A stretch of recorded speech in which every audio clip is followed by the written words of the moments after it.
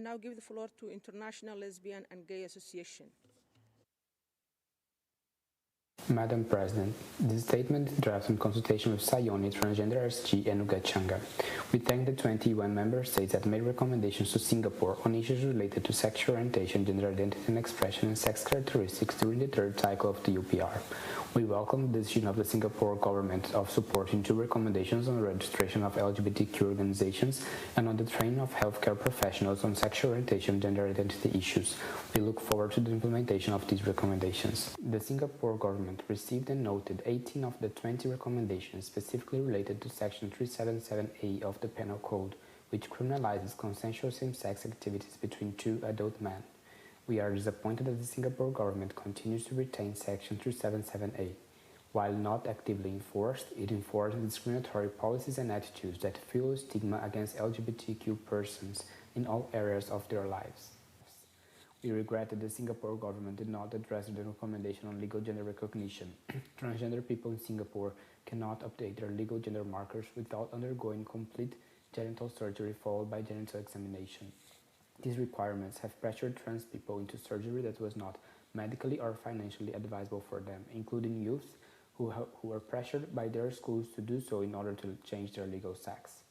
While the Singapore government has stated that it firmly opposes discrimination and harassment, has laws to protect all its citizens from such conduct, and will continue to manage the issue of LGBT rights in a sensitive and pragmatic way, we recall that violence and institutionalized discrimination against LGBTQ Singaporeans in education, employment, and housing remains a reality.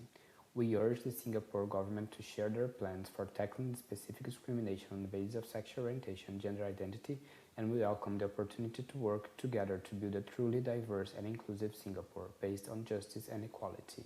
Thank you. LGBT persons are members of our society. Make no mistake, just like other Singaporeans, they have access to opportunities and social support such as education, employment, and healthcare, and are protected from violence and harassment. Similarly, our social services are accessible to all members of the public without discrimination.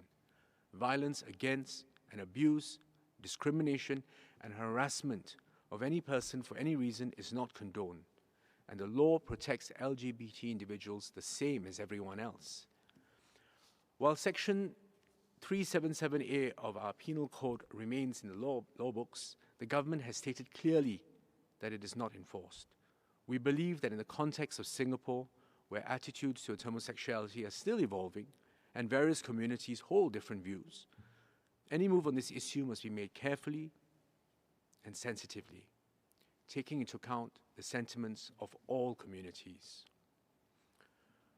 On registration of LGBTI organizations, all organizations offering social services are welcome to apply to be registered, and each case will be assessed on its own merits.